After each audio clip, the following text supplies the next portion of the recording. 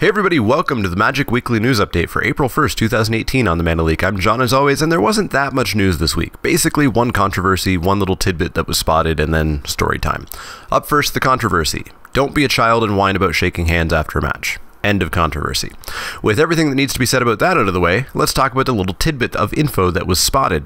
In an article about the pre-release packs for Dominaria, the contents of the packs were listed. In addition to the 6 packs, the spin-down die, and the foil rare or mythic that we're all used to, it also lists a random foil legendary card as well.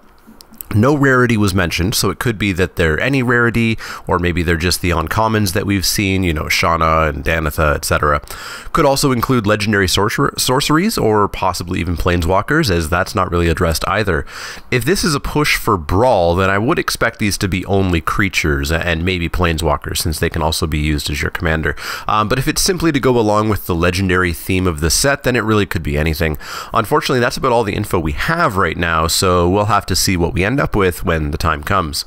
And that's really it for news this week, so let's head on into story time.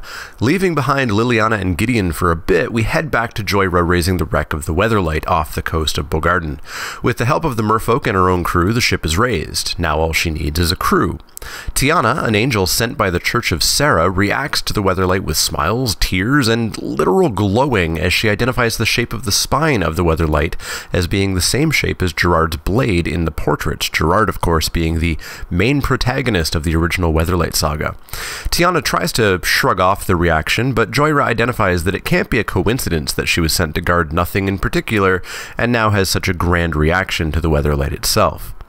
Inside the ship, joined by Hadi, a Tolarian artificer, and Tien, their chief metalworker, they discover the Power Stone, the core of the ship which Urza created by collapsing the entirety of Sarah's realm into it. It was the reason Tiana was here, since it was a sacred relic of the church. If it was unable to be reactivated, Tiana is to take it back home. Tiana is urged to see if the stone will respond to her, as it does appear to be inert at the moment, which she bashfully agrees to after denying that she has any mechanical knowledge. The stone does respond to her and does power up. Joyra tells Tiana she's never met an angel like her. An angel who lacks confidence in her angelness? Tiana asks, telling Joyra it's a long story. Joyra asks if Tiana will oversee the restoration of the ship, which she agrees to, if a bit unconfidently. Joyra sets off on a supply ship to begin building the crew. First she sails to Jamura, the continent that the Mirage block was set on. Joyra goes to the city of Sukata. As she arrives, screams begin. A Cabal spy is in the treasury of the Saren Mercantile. Joyra spots a woman with a sword fighting a half-dozen robed men. She takes a chunk out of one's neck, causing his hood to fall, revealing a Cabal cleric. During that fight, Joyra identifies this woman has an immunity to magic, something she's seen before. The woman is identified as Shauna Sisse, who says the Cabal are trying to get the trade route maps to be able to attack their ships. Joyra tells Shauna that the Cabal and Belzenlock are trying to rewrite history to make Belzenlock the driving force behind every act of darkness that has ever happened. Joyra tells Shauna that she knew her ancestor, Captain Sisse, and she identifies Shauna's sword as hers. Shauna asks who she is, to which Joyra replies, "I'm Joyra. I came here to find you." The two retreat to a wine bar where Joyra asks if she would serve on the Weatherlight. Shauna says she'd be honored to if the Weatherlight still existed. Joyra tells her, well then, she'd consider it an honor to have her on the crew. Joyra and Shauna sail to Benalia City to find Danitha Capuchin, a distant relative to Gerard, but Danitha's answer is a short no to joining the crew. Joyra, taken aback, asks if Danitha doesn't believe who she is, but no, Danitha knows she's Joyra, and she tells Shauna that she looks very much like the portraits of Captain Sisse. But she's a knight of Benalia. She's sworn to defend the land of Benalia. Joyra tells her the Weatherlight will be at the center of the fight against the Cabal, but Danitha wants to fight them here at home, not halfway across Dominaria.